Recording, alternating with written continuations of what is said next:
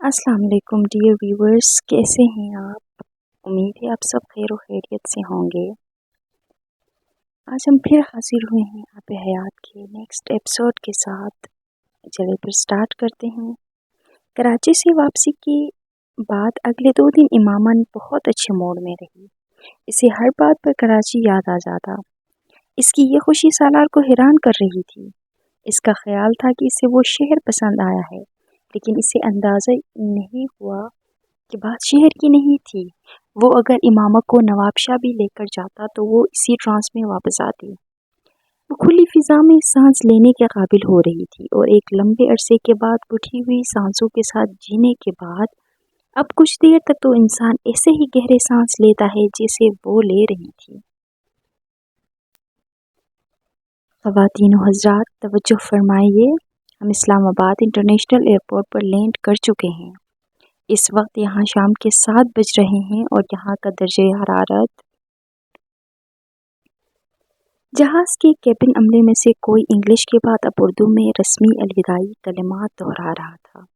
जहाज़ टैक्सी करते हुए टर्मिनल के सामने जा रहा था। बिजनेस क्लास की एक सीट पर बैठे सालार ने अपना फ़ोन ऑन करते हुए अपनी सेफ्टी बेल्ट खोली। इमामा खिड़की से बाहर देखते हुए गुमसुम थी। कहाँ गुम हो? इसने इमामा का कंधा थपका। इसने चौंक कर इसे देखा और फिर अपनी सेफ्टी बेल्ट खोलने लगी।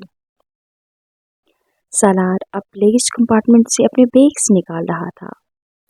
एक फ्लाइट स्टूडेंट ने इसकी मदद की। दोनों के दरमियान खुशगवार जुमलों का तबादला हुआ। वो इस फ्लाइट पर आने वाले रेगुलर पैसेंजर्स में से एक था और फ्लाइट अमला इसे पहचानता था।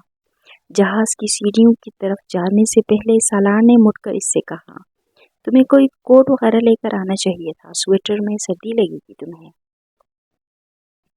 ये तुम्हारा ही नहीं मेरा भी शहर है। मैं पैदा हुई हूँ यहाँ, 20 साल गुजारे हैं मैंने यहाँ। मुझे पता है कितनी सर्दी होती है। ये स्वेटर काफ़ी है, इमामा ने जताने वाले अंदाज में इससे कहा। वो इस्तज़ाइया अंदाज में मुस्कुराया।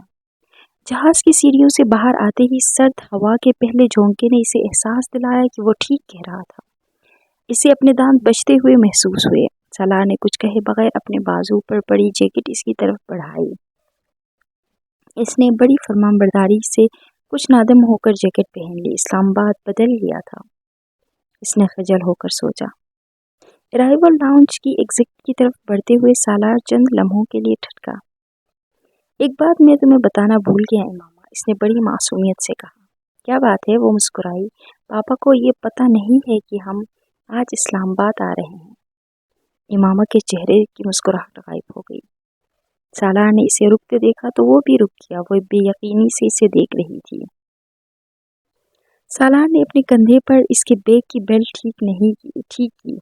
शायद टाइमिंग गलत हो गई। टैक्सी में बताना ज़्यादा बेहतर था। और अब अगर इसने यहाँ से जाने से इनकार कर दिया तो? वो दिल ही दिल में फिक्रमंद हुआ। वो पलके झपके बगैर इसकी आंखों में आंखें डालकर देख रही थी। वो भी इसी तरह देखता रहा। ये ढिठाई थी, लेकिन अब वो इसके अलावा कर भी क्या सकता था? इसने बिलाखिर इमामा की आंखों की बेयकीनी को गुस्से में बदलते देखा। फिर इसका चेहरा सुर्ख होने लगा। वो मुसलसल 2 हफ्तों से इसे सिकंदर उस्मान के इस्लामाबाद बुलाने का कह रहा था। ये सिकंदर उस्मान का बुलावा न होता तो वो सिर्फ सालार के कहने पर तो कभी वहां ना जाती, और अब वो कह रहा था कि वो झूठ बोल रहा है। सिकंदर उस्मान के न बुलाने के बावजूद वहां जाने का मतलब था, इसका अंदाज़ा वो कर सकती थी, और इस वक्त वो बुरी तरह परेशान हो रही थी। एक लम्हे के लिए तो इसका दिल चाहा कि वो लाउंज से बाहर निकलने से ही इनकार कर दे। इससे सालार पर शदीद गुस्सा आ रहा था। सॉरी, सालार ने इत्मीनान से कहा। वो चंद लम्हे मजीद इसे देखती रही। फिर इसने इर्द गिर्द देखा। फिर सालार ने इसे जैकेट उतारते हुए देखा। वो वहाँ खड़ी बेबसी के आलम में इससे ज़्यादा कुछ नहीं कर सकती थी। सालार को अंदाज़ा था कि वो यही कर सकती है। इसने जैकेट तकरीबन उतार कर फेंकने वाले अंदाज में सालार को दी। थैंक यू, सालार ने जैकेट संभालते हुए कहा। टैक्सी में बैठने तक दोनों के दरमियान कोई बात नहीं हुई। वो पूरा रास्ता खिड़की से बाहर देखती रही। सालार ने भी इसे मुखातिब करने की कोशिश नहीं की। इस वक्त गुस्से को ठंडा करने के लिए इसे मुखातिब न करना मुनासिब था। वो अब घर पर सिकंदर उस्मान और तैयबा के रद्द अमल के बारे में सोच रहा था। अगली बिजली इन पर गिरने वाली थी। गाड़ी इनके घर के बालाई रोड का मोड़ मुड़ रही थी। इमामा को अपना पूरा जिस्म सर्द होता महसूस हुआ। ये सर्दी नहीं थी, ये खौफ भी नहीं था, ये कुछ और था। वो 9 साल के बाद अपने घर को, इस सड़क को, इस मोड़ को देख रही थी। इसके होंठ कपकपाने लगे थे, आंखें भीगने लगी थी। सालार ने सारी नाराजगी, सारा गुस्सा जैसे धुआं बनकर हवा में तहलील हो रहा था। खुशी थी, क्या था, जो वो गाड़ी को अपने घर की तरफ बढ़ते देखकर महसूस कर रही थी। इसके घर का गेट सालार के घर के गेट से कुछ फासले पर था और वो सिर्फ ये अंदाज़ा कर पाई थी कि गेट बंद था। घर की बैरूनी लाइट्स ऑन थी। गाड़ी के हॉर्न पर गार्ड ने बाहर देखा, फिर इसने गार्ड रूम से बाहर निकलकर गेट खोल दिया। सालार तब तक इसके साथ गाड़ी से निकलकर डिग्गी से बैग्स निकाल रहा था। इमामा ने इस बार अपना बैग खुद थामने पर इसरार नहीं किया। गार्ड ने सामान लेने की कोशिश नहीं की। सालार अपना सामान खुद उठाने का आदी था, लेकिन इसने सालार के साथ आने वाली लड़की को देखकर बड़ी हैरत और दिलचस्पी से देखा, जो गेट से घर के अंदर आने तक इन हमसायों के घर को दीवानावार देख रही थी, जिनके साथ सिकंदर उस्मान का मिलाप बंद था। धुंध के बावजूद इमामा ने घर की बलाई मंजिल के कुछ बेडरूम्स की खिड़कियों से आती रोशनी को देख लिया था। इसके अपने बेडरूम में भी रोशनी थी। अब वहाँ कोई और रहता होगा, वसीम या साद, या इसका कोई भतीजा या भांजी या भतीजी। इसने आंखों में उमड़ते सैलाब को साफ करते हुए इन खिड़कियों में जैसे किसी साये, किसी हौले को ढूंढने की सही की। अंदर चलें? इसने अपने बाजू पर इसके हाथ की नरम गिरफ्त महसूस की। इमामा ने आंखें रगड़ते हुए सर हिलाया और कदम आगे बढ़ा दिए। वो जानता था कि वो रो रही है, लेकिन इसने इसे रोने से रोका नहीं था। इसने बस इसका हाथ अपने हाथ में ले लिया। सिकंदर उस्मान इस वक्त लाउंज में फ़ोन पर किसी दोस्त के साथ खुशगपियाँ करते हुए तैयबा का इंतज़ार कर रहे थे, जो अपने बेडरूम में कोई चीज़ लेने गई थी। अगर सिकंदर को ऑफिस से आने में देर न हुई होती तो वो दोनों इस वक्त किसी इफ्तार डिनर में जा चुके होते। लाउंज में सालार और इमामा का सामना सबसे पहले इन्हीं से हुआ। किसी भूत को देखकर सिकंदर उस्मान का वो हाल ना होता जो इस वक्त इन दोनों को देखकर इनका हुआ था। वो फ़ोन पर बात करना भूल गए थे। जब्बार, मैं तुम्हें बाद में फ़ोन करता हूँ, उन्होंने खड़े होते हुए अपने दोस्त से कहा और सेल बंद कर दिया।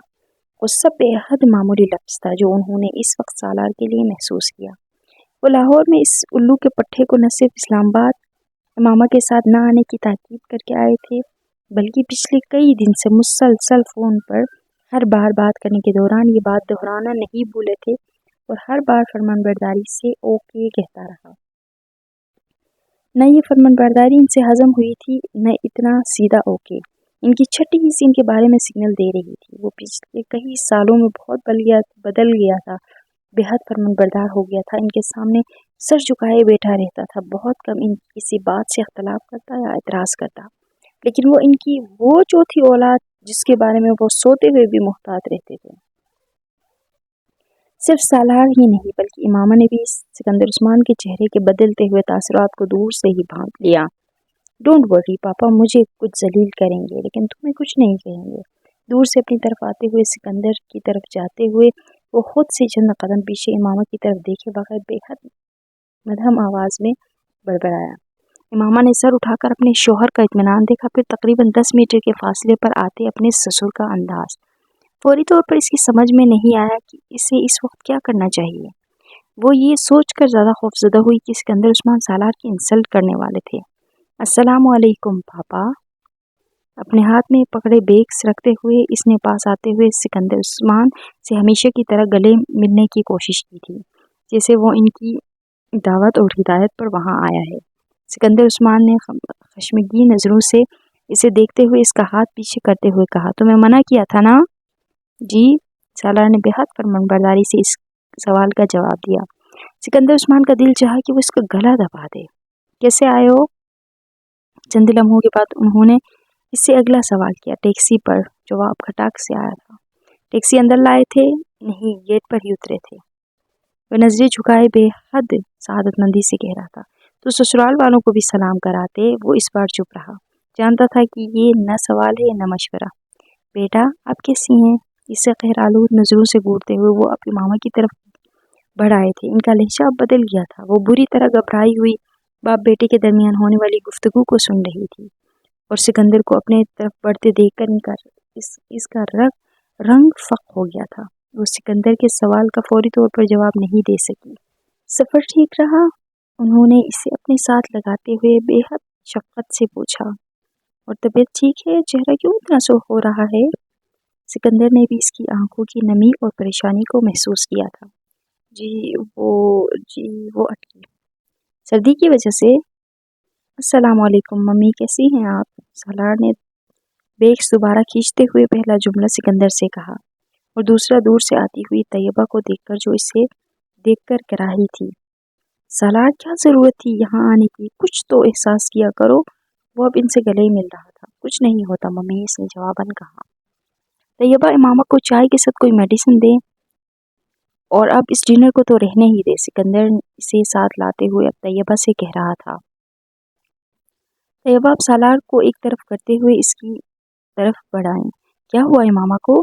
कुछ नहीं, मैं ठीक हूँ, इसने मुताफ़ाना अंदाज में तैयबा से मिलते हुए कहा। आप लोग डिनर में जाएं, हमारी परवाह ना करें, हम लोग खा लेंगे जो भी घर में है, सालार ने सिकंदर से कहा। इसे अंदाज़ा था कि इस वक्त कहीं इनवाइटेड हैं। यकीनन घर में इस वक्त डिनर की कोई तैयारी नहीं की गई होगी। सिकंदर ने इसकी बात सुनने की जहमत नहीं की। उन्होंने पहले इंटरकॉम पर गार्ड्स को सिक्योरिटी के हवाले से कुछ हिदायत की। इसके बाद ड्राइवर को किसी करीबी रेस्टोरेंट से खाने की कुछ डिशेस लिखवाई और खानसामा को चाय के लिए बुलवाया। प्लीज़ पापा, आप हमारी वजह से अपना प्रोग्राम कैंसिल ना करें, आप जाएं, सालार ने सिकंदर उस्मान से कहा, ताकि तुम पीछे से हमारे लिए कोई और नई मुसीबत खड़ी कर दो। वो सिकंदर के जुमले पर हंसा। इसकी हंसी ने सिकंदर को कुछ और बरहम किया। इमामा अगर इसके पास न बैठी होती तो सिकंदर उस्मान इस वक्त इसकी तबीयत अच्छी तरह साफ कर देते। जब मैंने तुम दोनों से कहा था फिलहाल यहाँ मत आना, तो फिर इमामा कम से कम तुम्हें इसे समझाना चाहिए था, सिकंदर ने इस बार इमामा से कहा, जो पहले ही बेहद शर्मिंदगी और हवास बाख्तगी का शिकार हो रही थी। पापा, इमामा तो मुझे मना कर रही थी, मैं ज़बरदस्ती लाया हूँ इसे। इमामा की किसी वजाहत से पहले ही सालार ने कहा। सिकंदर की बेहद खशमगी नज़रों से इसे देखा। इनकी औलाद में से किसी ने आज तक इनके मुंह पर बैठकर इतने फखरिया अंदाज में इनसे इनकी बात न मानने का ऐलान नहीं किया था। सालार से मज़ीद कुछ कहने के बजाय उन्होंने मुलाजिम से सामान के कमरे में रखने के लिए कहा। इस सारे मामले पर सालार से संजीदगी से बात करना ज़रूरी था, लेकिन अकेले में। सालार के कमरे में आते ही इमामा मक़नातीस की तरह खिड़की की तरफ गई थी और जैसे सहरज़दा सी खिड़की के सामने जाकर खड़ी हुई। वहाँ से इसका घर का बायां हिस्सा नज़र आता था। इसके घर का ऊपर वाला हिस्सा, इसके कमरे की खिड़कियाँ, वसीम के कमरे की खिड़कियाँ, दोनों कमरों में रोशनी थी, लेकिन दोनों खिड़कियों पर पर्दे गिरे हुए थे। कोई इन पर्दों को हटाकर इस वक्त इस तरह अगर खिड़की के सामने खड़े हो जाता तो इसे आराम से देख लेता। पता नहीं पहचानता भी या नहीं। वो इतनी तो नहीं बदली थी कि कोई इसे पहचान ही ना पाता। इसके अपने खूनी रिश्ते तो पानी सैलाब के रेले की तरह सब बंद तोड़ कर इसकी आंखों से बहने लगा था। ये कब सोचा था इसने कभी अपनी ज़िंदगी में वो दोबारा इस घर को देख सकेगी? क्या ज़रूरी था ये सब कुछ इसकी ज़िंदगी में इसके साथ होता? आज के लिए बस इतना ही। बहुत जल्द दोबारा हाजिर होंगे एक नए एपिसोड के साथ। तब तक के लिए अपना बहुत ख्याल रखिएगा। अल्लाह हाफिज़। अगर आप हमारे चैनल पर नए हैं तो चैनल को लाइक, सब्सक्राइब और शेयर करना बिल्कुल मत भूलिए। अल्लाह हाफिज़।